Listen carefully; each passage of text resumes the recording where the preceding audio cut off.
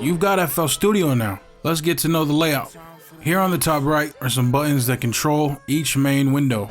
This is how you'll switch between windows when mixing and creating. To your left, there's lots of texts that look like folders. This is where you'll place your drum kits, one-shots, and any bulk packs.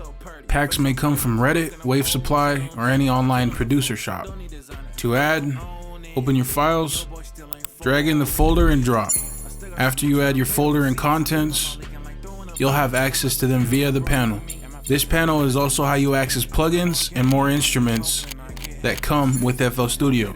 In this area, you'll find a couple more buttons that control BPM, tempo, and some other unique controls, one of which can be used to play notes on your keyboard without the MIDI. Here's also a switch that can be used to hear from pattern to what's on your playlist. Just in case you can't hear anything that you placed on the channel rack, let's get into each window. This is where you'll find any sound you rendered or added from your folder panel. This is also where you'll place your sounds to create patterns and drums. These squares are already synced to match hits depending on your BPM. So for example, hi-hats or claps can be placed using this method. I also mentioned creating patterns. If you right-click and choose piano roll, you'll see another grid that showcases a piano on the left. There you'll find your key and be able to place your sound into a melodic pattern. Now when you're adding more sounds, make sure you have the correct sound highlighted if you're making edits to them. Also on the side you can find volume, pan, and an on and off switch to mute individual sounds. Some prefer to mix well in channel rack, which makes cooking up a lot faster. So experiment and see what you feel comfortable with. Now from the channel rack, you'll be able to tie your sound to a track on the mixing panel. This is how you'll add effects or plugins to your sound separately. After hooking up each sound for mixing, you can keep the panel open to add plugins in this window. You also have the ability to turn up or down each sound, pan or link tracks together.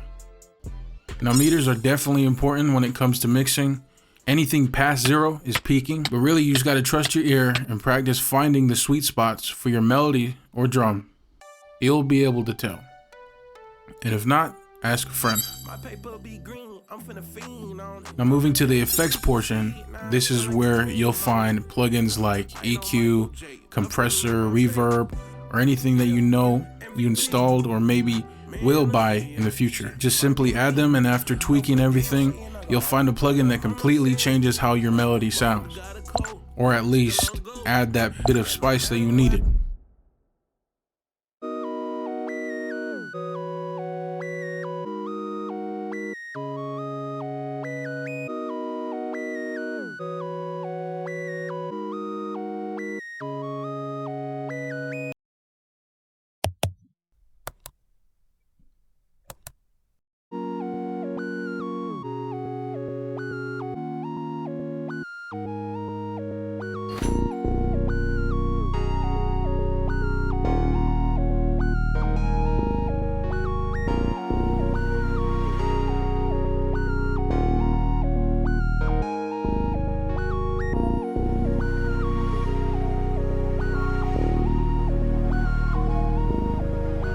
Now each plugin that you have that's making changes to your sound on the track will be affected depending on order. So everything from the first plugin will layer going down.